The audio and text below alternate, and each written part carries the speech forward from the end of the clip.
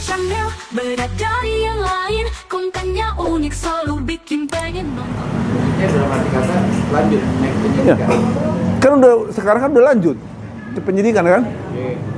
Kalau nggak salah itu udah lanjut dan akan segera tersangka dan akan segera ditahan. Kenapa? Kan tidak kooperatif. Karena udah kita melihat beberapa kali mereka baik waktu itu masih dalam undangan klarifikasi nggak datang. Apalagi saya dengar kemarin ini kan udah naik dari penyelidikan ke lidik, dipanggil, udah panggilan ini nggak datang. Itu kalau dipanggil sekali lagi nggak datang bisa jemput paksa.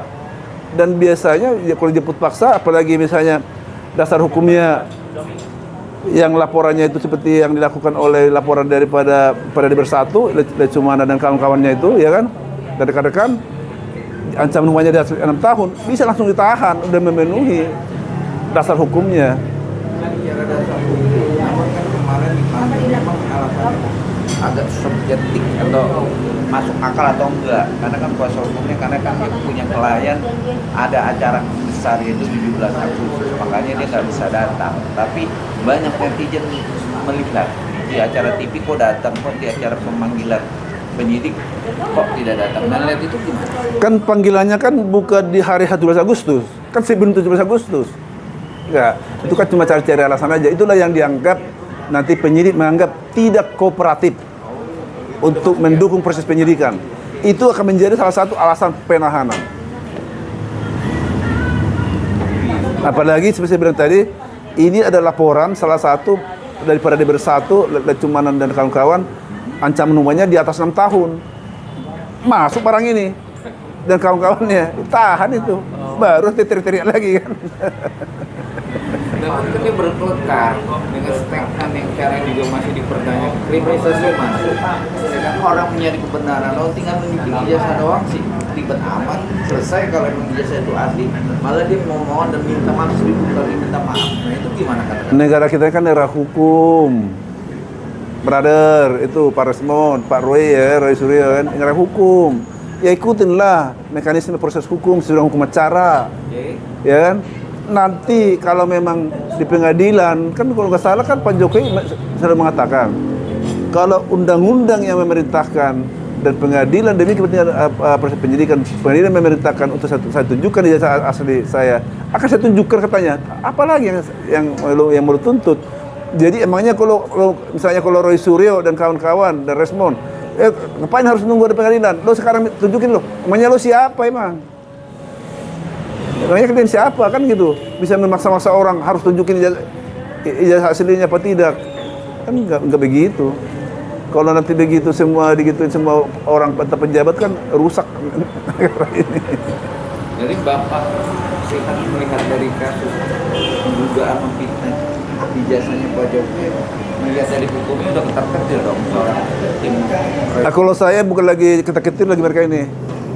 Saya dari dulu udah saya katakan, apalagi sudah ada rilis daripada Mabes Polri terhadap laporan TPUA itu kan, bahwa itu sudah dinyatakan tidak ditemukan unsur pidana, artinya udah asli.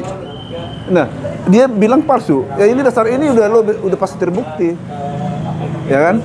Tapi yang paling seru di sini adalah laporan Parade Bersatu itu. Karena itu ancaman hukumannya di atas 5 tahun. Bisa langsung ditahan mereka ini, apalagi udah tidak kooperatif ya, udah berapa kali mangkir dengan alasan A, B, C segala macam kan. Oke, menarik untuk dibahas lebih detail segala logika hukum dengan prosesnya. Dia memfitnah, tapi Mabes Polri sudah menyatakan keahlian. Namun saat ini banyak yang bilang dia juga sangat indit untuk mengatakan sebuah fakta dengan kata-kata yang tidak pantas, yaitu negara hukum yang tidak ambruklah atau amburadul. Terakhir juga viral soal yang sekarang menjabat seorang menteri, yaitu Tito Karnavian yang tidak objektifnya. Melihat itu gimana sih, Bang? Sebenarnya kalau melihat sana kan ini udah ngawur ini si Pak. Kalau saya ngomong itu Pak Resma Sanipar ya. Tapi itu udah ngawur itu. Apa urusannya itu? urusannya Tito Karnavian, di sini urusannya apa, ya kan? Orang proses ini sekarang Tito Karnavian sekarang udah jadi apa? Kemendagri, ya kan? Ini sekarang proses mereka ini ditangani oleh Mabes Polri dan Polda, ya nggak ngaur lah itu orang, nggak ada hubungannya ke sana. Bicara hubungan, melihat juga kemarin juga salah satu mantan KPK Abraham Samad dipanggil penyidik, ya kan ada indikasi yang tidak pantas di sebuah proses, ya kan? Dan akhirnya dia berbingung bata bahwa ini kan negara hukum, negara yang bebas untuk berpendapat, namun dia juga dipanggil dengan prosesnya. Apakah ini karena kriminalisasi dalam proses ini? Yang jelas ini kan negara kita ini kan negara hukum. Kan semua kan ada rule-nya diatur, mau kita berbicara juga diatur, ya kan, mau di sana berstatement juga diatur. Ya tentu kalau mungkin saya nggak terlalu ikutin ya masalah Abraham Samad ini, tapi kalau misalnya dia dipanggil oleh penyidik, tentu mungkin apakah ada laporan, ya kan, ada laporan terhadap diri dia, atau ada laporan terhadap orang lain, tapi pengembangannya ke dia. Karena diduga keras ada dia melakukan suatu perbuatan pidana, kan gitu, kan diduga. Ya lo datang aja, jelaskan aja. Ya kalau memang nanti nggak terbukti juga nggak ada masalah. Tapi kalau misalnya terbukti kan bisa juga yuk ikut dari naik jadi tersangka kan gitu. Apalagi kan seorang mantan KPK itu tahu hukum ya. Ya. Hukumnya jelas. Betul. Dasarnya dia dipanggil kenapa dan apa dan jelasin aja. Lagi itu juga harus punya prinsip untuk bilang dia tahu hukum loh. Mungkin bukan statement ada kriminalisasi dalam perkara ini. Gimana melihat itu? Ya, tentu itu kan akan membuat suatu prediksi akan lebih kuat. Artinya ada dia dengan melakukan suatu unsur sengaja melakukan perbuatan pidana. Ada kesengajaan. Kenapa? Dia tahu aturan hukum, tapi dia tabrak dengan sengaja. Beda dengan misalnya orang tidak tahu aturan hukum, tapi nabrak kan berarti unsur sengajanya kan nggak ada. Tapi memang tetap dihukum karena melakukan pelanggaran terhadap hukum. Kalau ini udah tahu hukum, lo tabrak, berarti lo memang ada unsur sengajanya. Itu lebih berat lagi ancaman hukumannya. Bicara hukum itu menarik juga untuk para media, salah satu ada media, ya kan, jenderalnya juga dipanggil penyidik untuk mengklarifikasi. Tapi dominan seorang media itu berpendapat bahwa ini bicara keterbukaan, kok media dilaporkan. Nah itu gimana Pak? Kalau saya terkait media dilaporkan, kan ada undang-undang pers ya. Artinya bahwa media itu kan ada juga istilahnya aturan mainnya, aturan regulasi hukum apa yang ditabrak oleh para media ini. Dan itu kan memang tidak segampang, artinya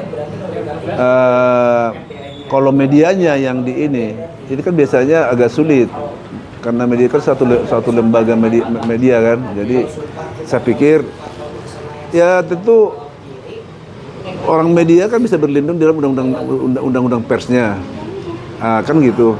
Tapi kalau narasinya tidak substansinya berpihak, boleh nggak secara hukum? Kalau media ini kan sebenarnya kan sifatnya kan independen, dia netral, dia kan. Artinya dia kan menginformasikan fakta. Makanya sering dia katakan kalau media itu dilaporkan karena dia kan biasanya sebelum memberitakan berita itu kan dia kan konfirmasi dulu kan ke orang narasumbernya. Ya, jadi kalau memang undang-undangnya bilang harus konfirmasi dulu, ternyata dia belum konfirmasi, dia langsung expose. Tapi juga tergantung exposnya juga. Kalau bahasa exposnya juga mengatakan ada diduga, media mengatakan diduga juga kan bukan menjas juga, bukan menuduh, kan gitu. Jadi abang melihat dari secara hukum, analis dari pandang hukum yang tahu hukum negara kita negara bebas tapi juga punya aturan ya bang. Jadi benang merahnya apa nih bang? Ya ada. Jadi kan memang negara kita ini kan artinya negara hukum. Tentu kan sebagai negara hukum kan ada pembatas-pembatasnya. Kebebasannya itu dalam hal mana? Artinya yang tidak bisa itu dalam hal mana, kan itu. Jadi kalau ditabrak misalnya aturan itu, ya dia bisa melaksanakan hukum. Tapi kalau memang dia masuk di dalam koridor aturan itu, ya saya pikir ya apalagi bisa dibuktikan, dia tidak akan bermasalah dengan hukum. Tapi kalau melihat Roy Suryo CS membedah, analisa pakar, telematika pakar, segala macam pakar dalam perkara ini, kalau dia melanggar tetap akan masuk di persidangan dan akan membajoret. Ya akan masuk, karena apa? Keahlian dia itu kan bisa dinilai apabila dia disumpah di dalam persidangan. Kan itu, kalau seorang ahli memberikan keterangan itu sebagai keahlian, punya nilai kan biasanya kan disumpah dulu dia di apa? Bahwa supaya dia mengatakan yang sesungguhnya yang benar-benar. Bukan cuma dia analisa keahlian dia pribadi, itu mah nggak bisa begitu. Ya, disumpah itu kan ada pertanggungjawabannya. Apabila lo memang mengatakan tidak sesuai dengan kebenaran keahlianmu itu, lo bisa dipidana. Kalau memang tidak benar memberikan keterangan palsu terhadap keahliannya itu kan Bisa dipidana? ya bisa lah. Walaupun dia membantah, ini kan cuma analisa fakta yang Nggak bisa dibantah-bantah, kan ada buktinya banyak. Misalnya kamu memberikan analisamu, sebenarnya legalitas analisamu itu apa? Legalitasnya apa dasarnya? Semua orang tidak bisa, bukan pakar udah asli pun mengatakan soal analisa saya begini, ini nggak bisa.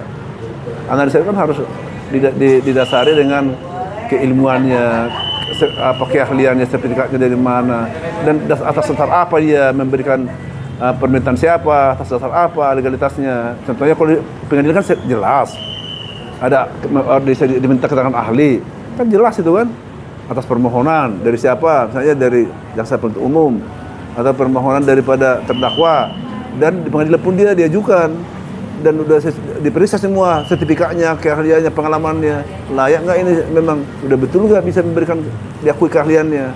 Baru setelah lengkap persyaratannya baru disumpah supaya memberikan keterangan yang sungguh-sungguh sesuai dengan keahliannya, fakta, bukan bisa order, misalnya di order harus mengatakan A padahal B, misalnya kan gitu. Lagi kemarin juga ada perdebatan soal dipertanyakan ijazah saja yang di luar negeri, kalau nggak salah yang di Jepang ya, apalah gitu loh kan. Mau dia bersikeras dan marah juga, apalagi seorang mantan presiden, wajar dong. Iya. Ya kan dia marah, dia aja dipertanyakan ijazahnya aja marah-marah. Nah itu lihat itu gimana Pak? Nah itu sebenarnya kan sudah bisa orang umum menilai bahwa dia tidak objektif, artinya tidak fair. Begitu dia diminta pertanggungjawabannya terhadap ijazahnya, dia juga tidak benar, dia langsung marah-marah, ya kan gitu. Sementara orang lain dia bilang ijazahnya palsu, tidak boleh marah harusnya. Itu kan nggak konsisten. Hidup ini perlu fair lah gitu kan. Jadi intinya harus timnya harus siap-siap Ya ya. kalau saya ya, karena ini memang udah menjadi salah satu, karena udah sangat viral mengenai perkembangan ijazah palsu Jokowi ini. Kalau saya lihat ini mungkin waktu dekat ini semua ini akan ditahan, ini disangkakan dan ditahan atas dasar bukan laporan Pak Jokowi, laporan Peradi Bersatu, karena itu syarat yang memenuhi syarat untuk ditahan. Ariska Channel, beda dari yang lain, kontennya unik, selalu bikin pengen nonton lagi. Dari tawa seru hingga misteri malam, penelusuran angker bikin merinding dalam gelap. 1,000 years later.